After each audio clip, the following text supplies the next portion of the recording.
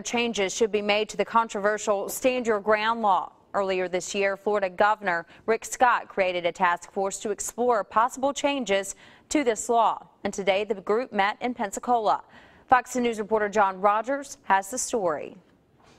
In February 2012, Florida teenager Trayvon Martin died in a controversial shooting, shedding light on the Stand Your Ground law. And the impact of this incident has reverberated across the state of Florida. Throughout this year, the Task Force on Citizen Safety and Protection has traveled to all corners of the state to hear opinions and suggestions about the law. We have an old saying in the Marine Corps, if it ain't broke, don't fix it. Stand your ground is not broken. Offering immunity to people to take others' lives is highly inappropriate.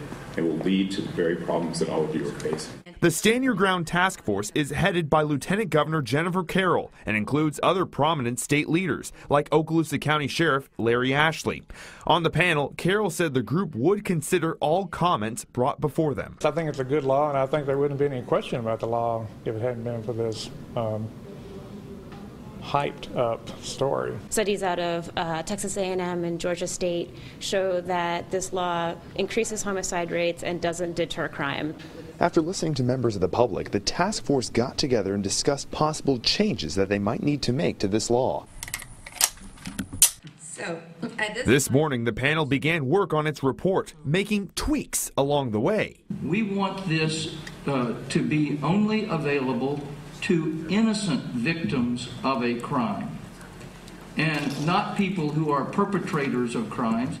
Today's gathering was the last public meeting for the task force. Its final report will be given to the governor before the legislative session begins next year. Reporting in Pensacola, John Rogers, Fox 10 News. Today, the task force has received more than 11,000 comments about the Stand Your Ground law.